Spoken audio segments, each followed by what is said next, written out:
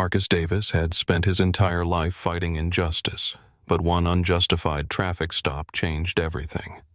A video of his arrest shook the city, exposing deeply rooted racism and jeopardizing his career and life.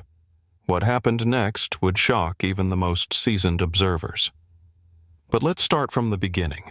Late at night in the heart of the city, a dense crowd of pedestrians, neon signs flickering and reflecting off the wet asphalt, and an endless stream of cars pulsating to the rhythm of the metropolis. A sleek black SUV glided smoothly through the chaos, drawing attention with its shine and luxury. Behind the wheel sat Marcus Davis, a 45-year-old black man with a confident gaze, impeccable posture, and a perfectly tailored business suit. His short haircut, with a hint of gray, added a sense of authority, reflecting years of experience and professionalism. Marcus was a federal prosecutor specializing in civil rights violations. After a long day filled with court hearings, meetings, and analyzing yet another case of discrimination, his only goal now was to get home and enjoy a quiet evening, leaving work behind. He turned on some relaxing music and appreciated the flow of the city at night.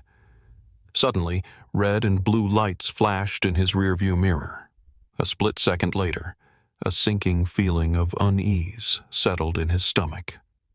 Marcus smoothly pulled over, turned on his hazard lights, and rolled down his window, maintaining a calm demeanor. He hadn't done anything wrong, but years of experience had taught him to stay alert.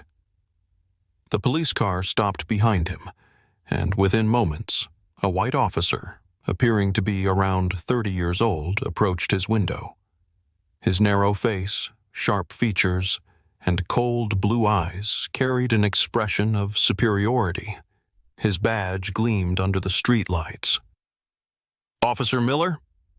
Leaning in, Miller scanned Marcus and the car's interior with a scrutinizing gaze. "Good evening, sir." Miller's voice was sharp and dry, laced with suspicion and an underlying threat. "Do you know why I pulled you over?" Marcus met the officer's eyes with a composed yet guarded smile. He knew that any wrong move could escalate the situation. "No, officer. Is there a problem?" His voice remained steady, though tension grew inside him. Miller's gaze drifted over the dashboard, upholstery, and Marcus's hands resting firmly on the wheel. "You were driving suspiciously slow. Is this car registered to you?" Miller tilted his head, eyeing the documents Marcus carefully retrieved from the glove compartment. Marcus felt irritation building inside him but handed over the papers, avoiding any sudden movements. "Officer, may I ask the reason for this stop?" His voice carried a subtle hint of steel. Miller smirked, flipping through the papers with deliberate indifference. "Just a routine check. You know, your car looks a little too expensive." His tone dripped with condescension. Marcus gripped the wheel tighter, debating between demanding an explanation and staying calm. He recognized racial profiling when he saw it, but restraint was crucial. "I'm a federal prosecutor," Marcus stated evenly, watching Miller's reaction closely.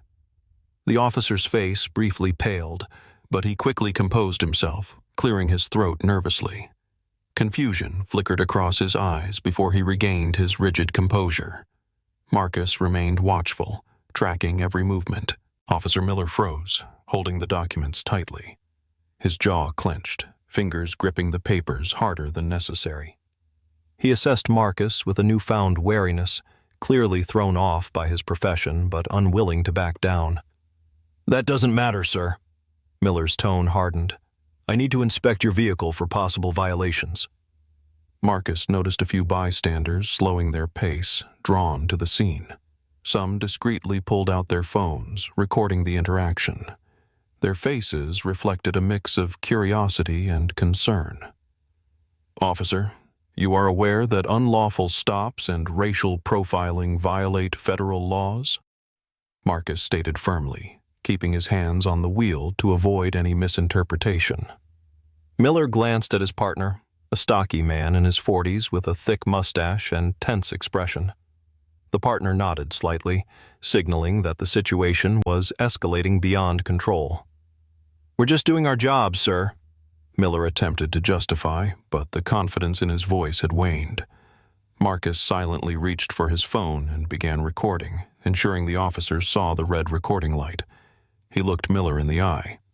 "Perhaps I should contact your captain to discuss the nature of this stop," he suggested, without breaking eye contact. Miller pressed his lips together, clearly debating his next move, but his partner intervened. Stepping forward, he raised a hand in a placating gesture. "All right, let's take it easy," he said, attempting to defuse the situation. "Maybe we overreacted. Just a routine check. You're free to go."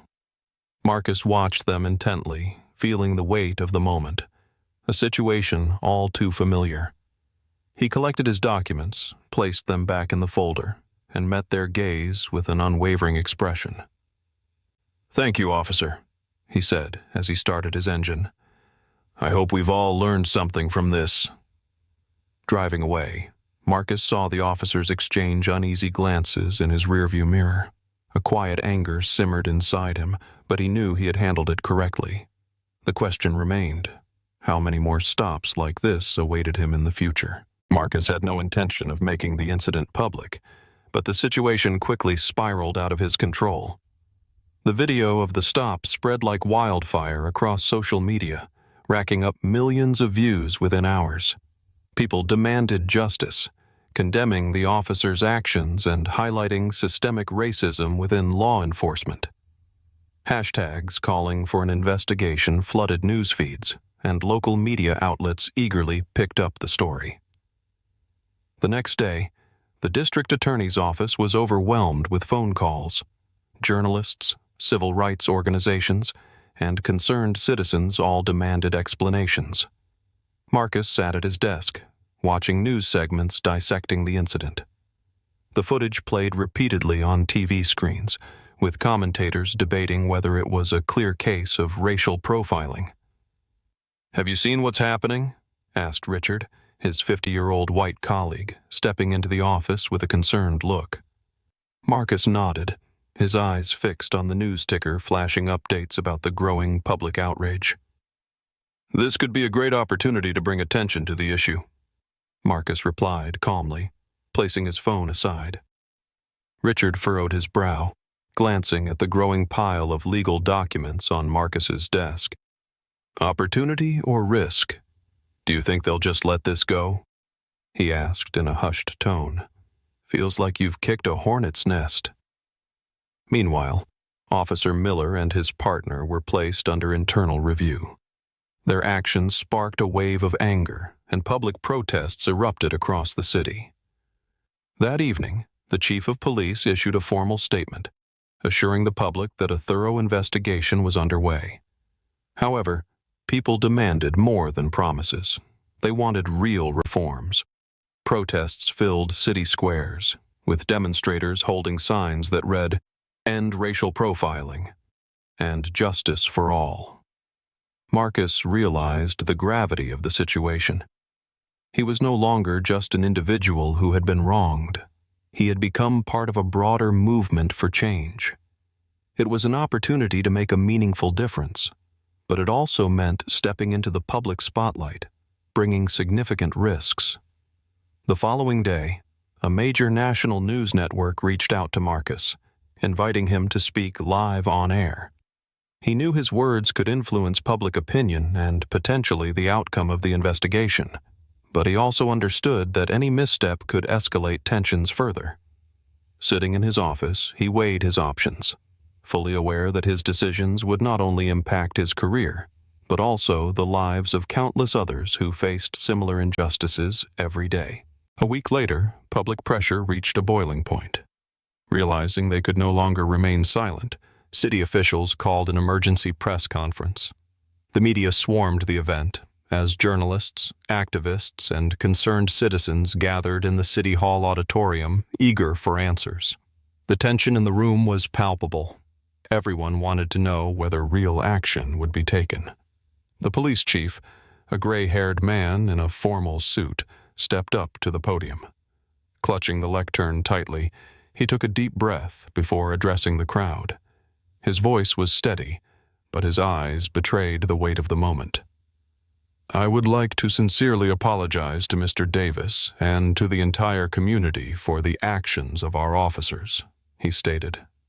"Officers Miller and his partner have been temporarily suspended from duty. An internal investigation is underway, and we are implementing a new training program focused on racial profiling awareness." The chief's words were met with a mix of applause and skeptical murmurs. Some audience members clapped, while others raised their hands, demanding further action and accountability. Marcus watched from the sidelines, understanding that while apologies were a step forward, they were far from enough. When journalists began shouting questions at the police chief, Marcus knew it was time for him to take the stage. He stepped up confidently, his eyes scanning the crowd.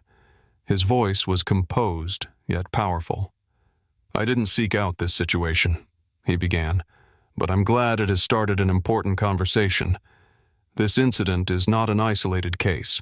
It's part of a much larger issue that we all must work to address. Only by working together can we eliminate bias in law enforcement and create a fair system for everyone." The room erupted into applause.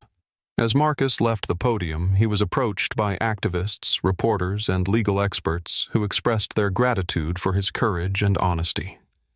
Representatives from civil rights organizations offered to collaborate with him in pushing for meaningful reforms. Meanwhile, within the police department, efforts were already underway to implement new policies. Officers were required to undergo extensive training on racial bias and were held to higher standards of accountability. However, Marcus knew change wouldn't happen overnight. For him, this wasn't just a personal victory, but a critical precedent that could pave the way for systemic reform. He was determined to keep fighting, fully aware that this was only the beginning of a long battle. As he walked out of the city hall that evening, Marcus felt a renewed sense of purpose. For the first time in a long while, he believed that real change was possible if people were willing to fight for it.